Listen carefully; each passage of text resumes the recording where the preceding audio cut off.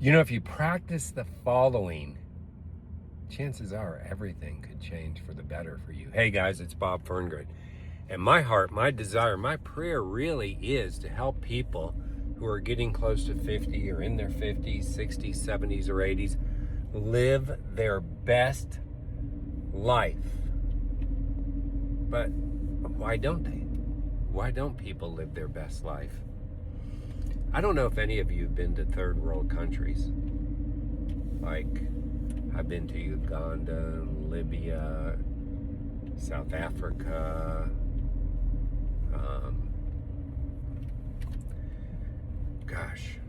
I mean, there's various parts of Mexico. I guess you could even call Mexico a third party or a third-rate country. But the point is, I've been there. And what that created for me is this incredible appreciation for the United States of America.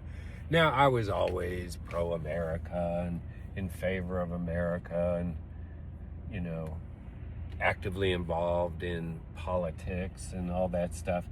But like real appreciation, real gratitude, I guess I'll be right here for a minute or two. I don't think I really had it until I actually visited other countries. And I mean, you just come back to America and the blessings and the favor and the protection that's been all over us, no matter what the crazy stuff, Somalis stealing our money, con artist politicians, scammy people in Hollywood, liars in the media. I mean, we definitely have a lot of problems in America.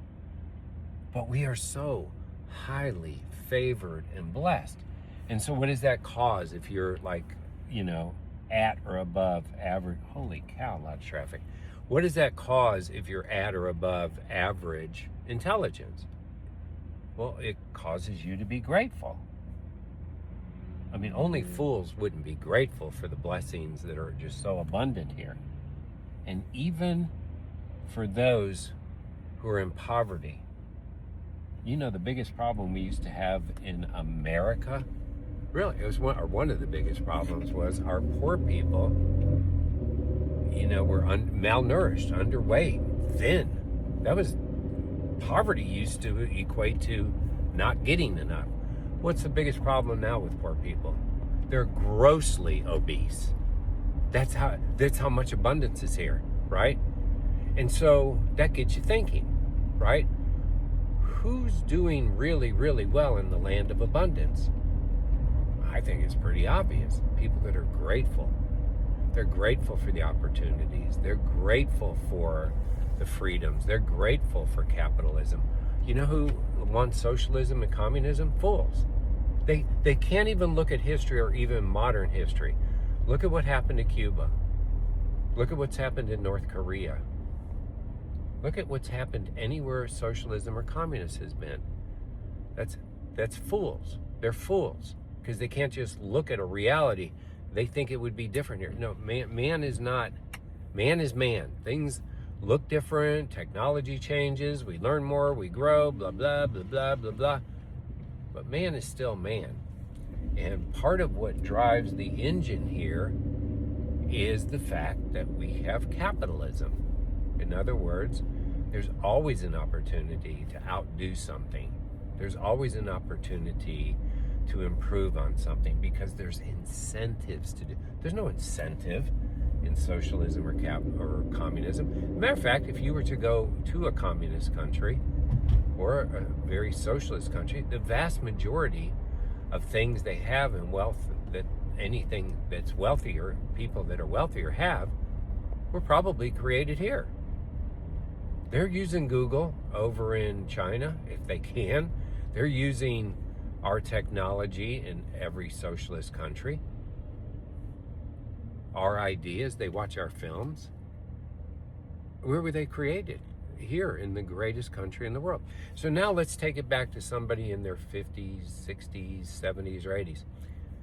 Chances are you got swept up into all the systems and manipulations that we all have, like go to school and you'll get a good job, and you work for that company for 40 or 50 years, and you'll get a watch, and Social Security will take care of you, and Medicare will take care of you.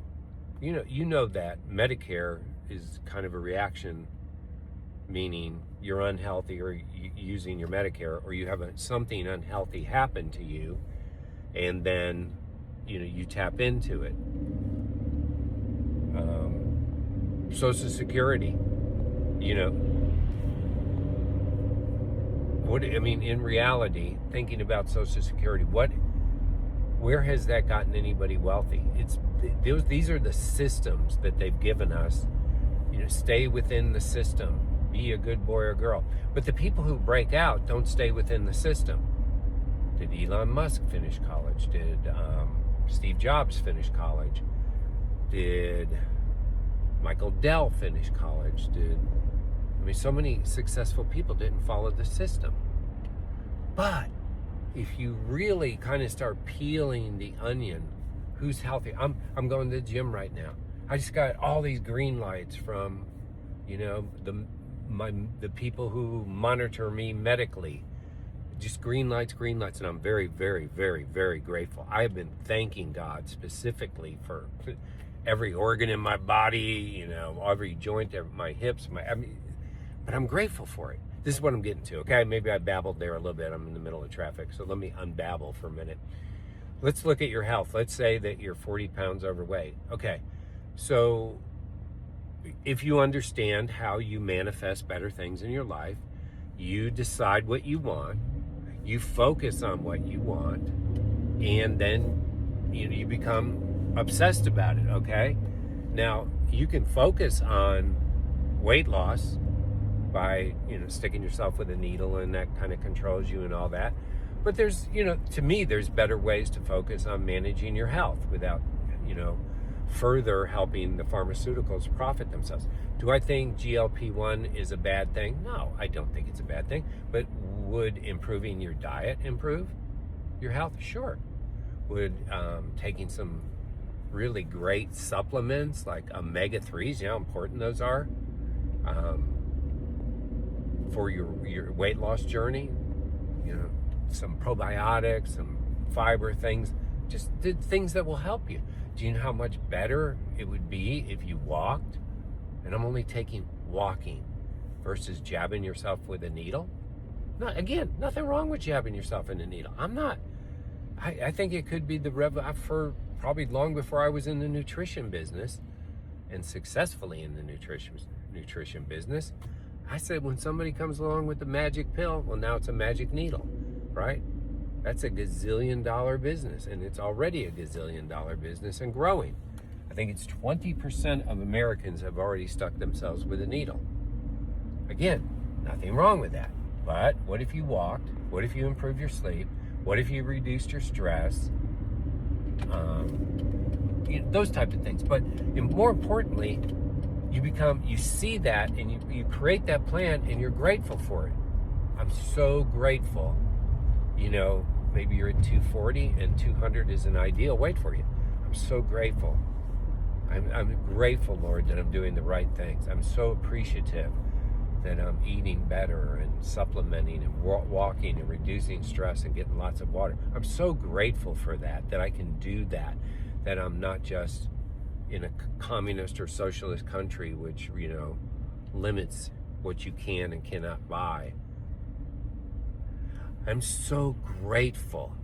I am so grateful that I have $10 in my bank account, because if your bank account was negative, you would be negative. I would have a negative reaction to that. That would cause me stress and my blood pressure to go up. So I started small. I started being grateful for the smallest things. I am grateful for air. Some of you might listen to this and go, he's crazy. Try living without air. I try to thank God every day for air. I don't want my air cut off. I'm grateful for fresh water. Go to any third world country. They're handing you plastic bottles full of water. Or go to Mexico, right next to us, and go drink their water. Montezuma's revenge. So I'm grateful for fresh water. You know, I'm grateful for these roads. I'm in Uganda, I don't know, it's 12 or 13 years ago. And we're supposedly staying at the nicest hotel right next to the airport.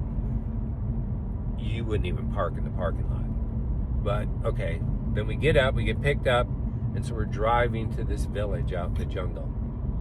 I am telling you, and I'm not going to exaggerate, there were potholes that cars could have completely fallen into, and you would look down like you were looking into a sinkhole. So I'm great. Right now, I'm grateful for these roads. I'm so grateful. You know how grateful I am for living in Florida? Do you know the freedoms we have here in Florida? They're so immense. I have lived in Michigan, a blue state. I was born in Illinois, a blue state. I have visited I'm thinking hard here. I think Idaho might be the only one I haven't. So let's just say 49 out of 50 states I've visited and spent quality time in. So I've been where people don't even get like any truth. You can give me a hard time, but so I'm grateful for our governor and for our form of governance. They're not perfect. There's as many thieves probably in our government, they just can't get away with it here. Or maybe there are some getting away, but I'm grateful for that. You know, I love going to Publix. It's our grocery store chain here. And you know why? Because I'm grateful. It's so clean. Somebody says hi to you right away, and every employee that you encounter will say hi to you. I love going to Chick-fil-A. Love it. And I'm grateful for people who are friendly and say hi. Here's my whole point to you folks getting to the second half of your life. And it's a problem that I had. I am negative by nature. I had to beat it. I used to be a yeah but. You know those yeah but people? Somebody would say something positive to you and you couldn't wait to say, yeah, but, hey, isn't it a beautiful day? Yeah, but I heard it was going to rain next week. Hey, congratulations on the biggest bonus you ever got. Yeah, but I thought it would be bigger. You know those people? Yeah, that was me. And so I had to train myself. I had to educate myself. I had to decide, wow, there's things holding me up here. I'm really talented. I'm smart. I'm hardworking. I'll outwork. How I got to age, let's say 43, was outworking everybody else. And my work was high quality. And so I was promoted regularly. I didn't get there by using my mind. I did it through hard work, outworking. When I started using my mind, I realized, wow, gratitude really works, and forgiveness works, and not worrying about what other people think about me works. And so I started getting more and more and more and more grateful, like more and more and more grateful, more and more grateful. And when you're grateful, you tend to get more. And I'll finish with this. In September, I had, something happened in my aorta. Probably not a great thing to happen in your aorta.